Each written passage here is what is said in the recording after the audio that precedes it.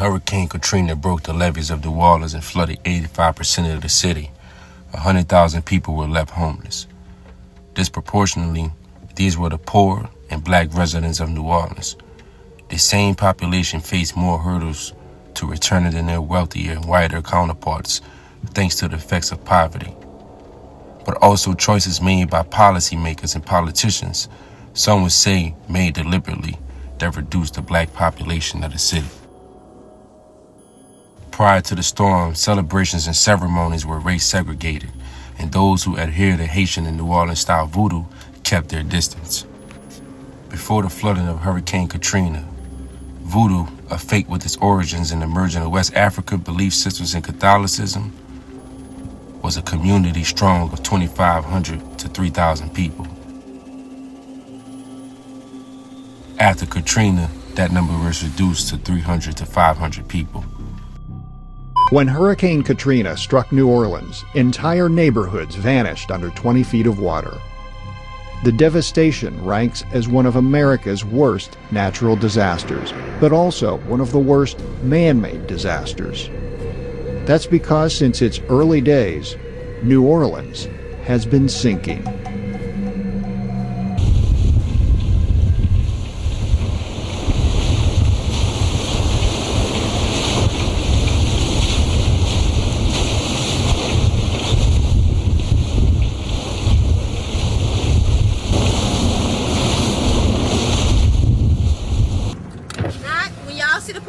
Y'all can't put the camera on us. Okay, right? I'm sorry, didn't know. Well, what you saw there was, did you get that, Scott? What you saw there was something that we've been experiencing pretty much for the last 2 days. You can see the streets are still flooded down here. Let's see if we can go. Can we go in there? Can we go in there? Yeah, see what it says, Father's Palace? That's where they're loading the buses. Right? That's where they're loading them? Right. Okay, thank you. Freeport, huh? Yeah. You look familiar? I live in Minden. You live in Minden? Yes. So what are you seeing down here? Seeing all kind of stuff. I mean, just people looting and different kind of stuff like that. It's total chaos. Really? Yeah. What's the security like here? The security is pretty strong. We got more soldiers in today, and I think everything will be all right once we get all these people out of here. Yeah. So we're told by the Army that this is where they're picking up some of the refugees out of the Superdome, and as you can see, it's not a pretty sight, and I can tell you the smell is not that great either. But these people look like they've been here for quite some time.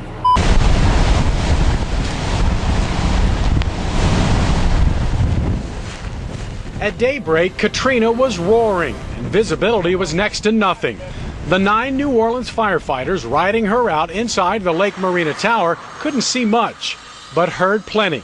The wind coming through back here was, it was like a freight train coming through there, howling noise it was making. Just after 9 o'clock in the morning, Captain Paul Helmers, an 18-year veteran, saw something he wasn't expecting.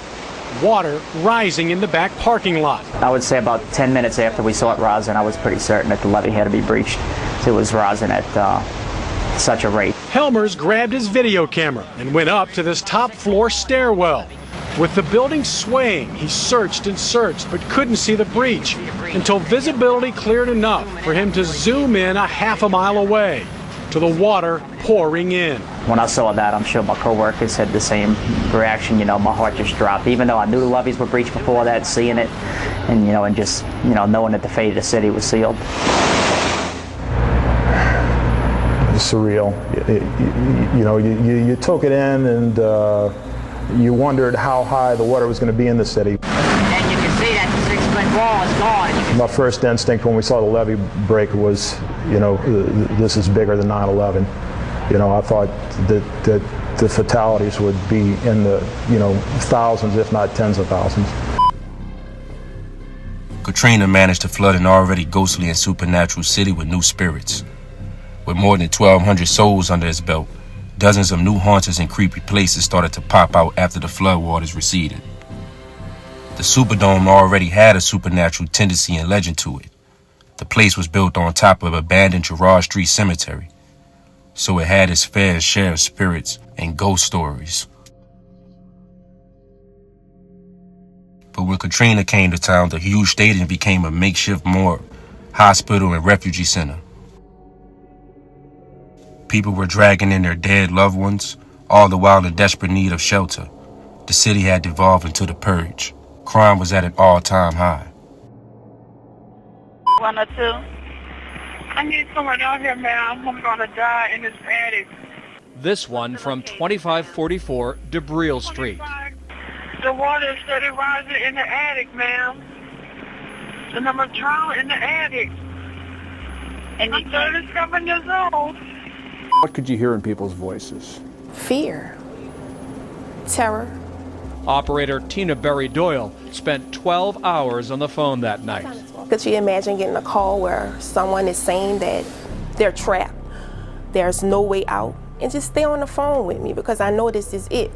And how did you handle that? I prayed. It's kind of hard to talk about. I really thought somebody was coming. The ACLU released an article entitled "Abandoned and Abused: Orleans Parish Prisoners in the Wake of Hurricane Katrina." The report documents the experiences of thousands of men, women, and children who were abandoned at the Orleans Parish Prison in the days after the storm. The prisoners inside the Orleans Parish Prison suffered some of the worst horrors of Hurricane Katrina. Because society views prisoners as second-class citizens, their stories have largely gone unnoticed and therefore untold. The ACLU report describes a history of neglect at Orleans Parish Prison, one of the most dangerous and mismanaged jails in the country. This culture of neglect was evident in the days before Katrina, when the sheriff declared that the prisoners will remain where they belong, despite the mayor's decision to declare the city's first ever mandatory evacuation. OPP even accepted prisoners, including juveniles as young as 10, from other facilities to ride out the storm. As floodwaters rose in the OPP buildings, power was lost and entire buildings were plunged into darkness. Deputies left their posts, leaving behind prisoners in locked cells. The sheriff's office was completely unprepared for the storm. The Louisiana Society for the Prevention of Cruelty to Animals did more for its 263 stray pets than the sheriff did for more than 6,500 men, women, and children left in his care. Prisoners went days without food, water, and ventilation, and deputies admit that they received no emergency training and were entirely unaware of any evacuation plan. Even some prison guards were left locked in their posts to fend for themselves, unable to provide assistance to prisoners in need. Excuse me, Governor. We have backup generators. We're fully staffed. We're under our emergency operations plan, so we're only, and we've been working with the police department, so we're going to keep our prisoners where they belong. But it turns out the story doesn't stop there. Other prisons and jails are adjacent to the building we were originally in, right across the street. This building is where the original story left off, with a similar plot, leaving many inmates behind bars to drown inside and fend for themselves, all because of corruption and convenience.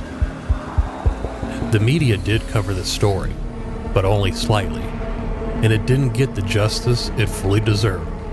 They left the prisoners behind in the basement to flood, so a lot of people died, but I think some people I heard got out, and they came up here, and they drew this for helicopters that fly by overhead, and right now we're on top of the roof. That is so sad. How can you leave somebody behind just to die in a flood? So why did this happen? It happened because people were playing politics and then turning around and messing with people's lives. After the storm, things got really out of control.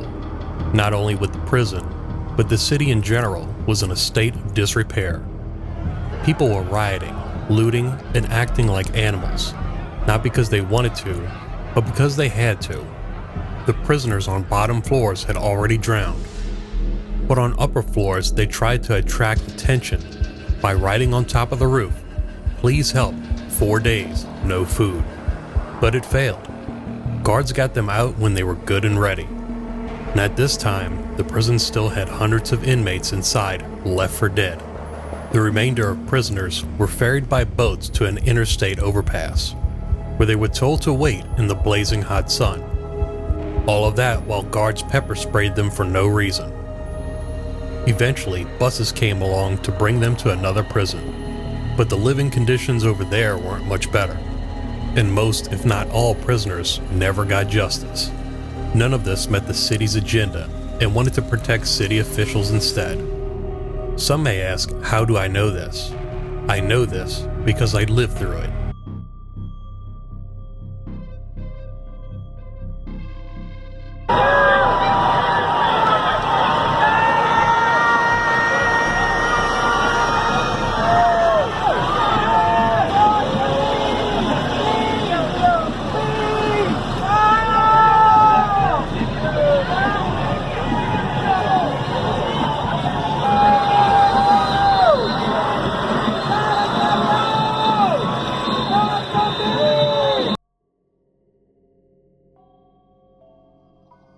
Oshun, deity of the Yoruba people of southwestern Nigeria, is commonly called the river Orisha, or goddess, in the Yoruba religion and is typically associated with water.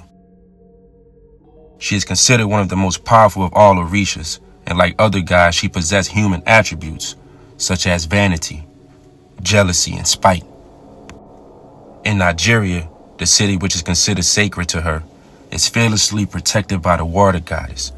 Oshun is said to have given the people who went to her river permission to build the city and promised to provide them, protect them, and grant their prayers if they worship her dutifully, making the obligatory offerings, prayers, and other rituals. In one Yoruba story, Oshun is depicted as the goddess who not only gives life but also takes it. When angered, Oshun may flood earth or destroy crops by withholding her waters, thereby causing massive droughts. In one myth, Oshun is incensed by her devotees and send down rain, nearly flooding the world. Yet once she has been appeased, Oshun saves earth from destruction by calling back the waters. The soil in and near New Orleans is a tenuous combination of silt, sand, and clay. Over time, the soil compacts and sinks. Before the Mississippi River Delta was developed, the river flooded regularly. Fresh silt from the floodwaters replaced the sinking ground and kept the land above sea level. But New Orleans is built to keep the river out. High walls, called levees, have been erected around the city to keep rising river levels at bay. They have also kept out the silt and sediments. Without the renewing sediments, New Orleans continues, ever so slightly, to sink. Its present rate is 3 feet every 100 years. Parts of New Orleans today are 8 feet below sea level. If another storm surge like Katrina's reaches the levels, New Orleans will again be underwater. The odds of another flood are increasing because the ground under New Orleans is not all that's shrinking. So are the surrounding wetlands. Every hour, another 2 acres of wetlands disappears under the sea. Like the sinking of New Orleans, the reasons are largely man-made. Canals dug through the wetlands increase erosion and destroy habitat, and levees help funnel the silt out into the Gulf before it can be absorbed by the coastal wetlands. Ironically, it is the wetlands, not the levees, that truly protect New Orleans from the sea. Every 3 miles of wetland absorbs a foot of a storm surge, acting as Mother Nature's insurance policy against hurricanes. Since 1930, Louisiana has lost over 1,900 square miles of wetlands. By 2050, many barrier islands will disappear altogether.